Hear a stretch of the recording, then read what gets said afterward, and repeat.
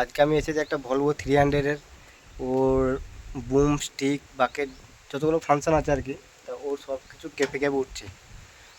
এটা হচ্ছে Volvo 300 machine, তোমরা দেখতেই পাচ্ছ। এই মেশিনটা হচ্ছে ভলভো 300 মেশিন। তা এর বুম, ওটা বাকেট যা যা আছে সব কিছু কেঁপে কেঁপে উঠছে, ঠিক আছে। তো ভাইব্রেশন হচ্ছে পাইপ ফাইপ সব।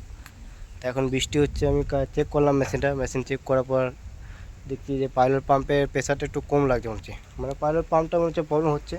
তা পাইলট পাম্পটা একবার চেক করবো, প্রেশারটা মেপে যে কত কী আছে না আছে। আশা করি পাইলট পাম্পেরই প্রবলেম হয় বেশিরভাগ ক্ষেত্রে, যখন দেখবেন বুম বাকেট স্টিক সব কিছু ফেলে দিলে উঠছে বা লড়ছে বা ভাইব্রেশন হচ্ছে, তা প্রবলেম একমাত্র পাইলট লাইনই থাকে। তা পাইলট লাইনটা আমি চেক করে আগে দেখি কী হচ্ছে না হচ্ছে, তারপর তোমাদেরকে আবার দেখাচ্ছি কী হচ্ছে না আছে, ঠিক আছে। তা তোমরা পাইলট লাইনটা দেখো কোনটা পাইলট পাম্প কোনটা কী বটে।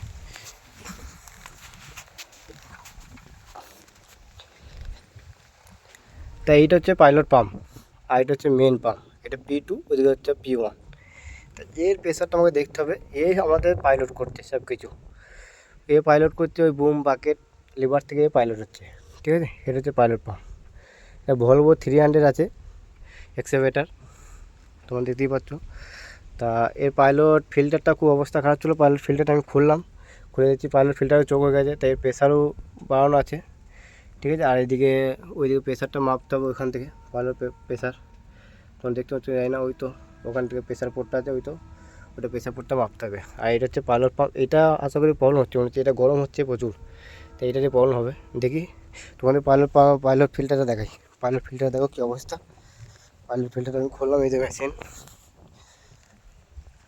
পাইলট ফিল্টারটা এটা পাইলট ফিল্টার দেখতে পাচ্ছ কী অবস্থা হয়ে আছে।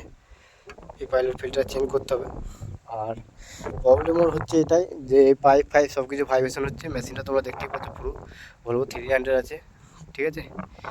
এই মেশিনটা আমি কাজে এসেছি আজকে। তা জেসিবি জামা পরে আছি, আর ভলভোতে কাজে এসেছি চাপ নেই, ঠিক আছে। তখন জেসিবিতে কোম্পানিতে কাজ করতাম তখন এই জামাটা পেয়েছিলাম, এখন তো নিজে করছি, ঠিক আছে। তাই কোম্পানি জামাটা পরে চলে এসেছি ভলভোতে কাজ করতে। হয়তো তোমরা ভাববে যে জেসিবি জামা পরে এখানে ভলভো কাজে এসেছি, ওটা নয়।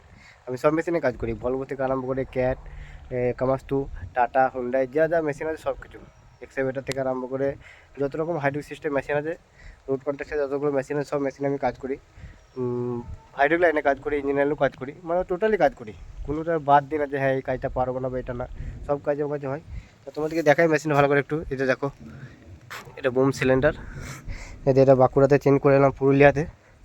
এই দুটো সিলিন্ডারের সিল চেঞ্জ করে এলাম পুরুলিয়াতে। এটা পাইলটে এই পাম্পটার জন্য এটা পাইলট ফিল্টারটা এখানে থাকে।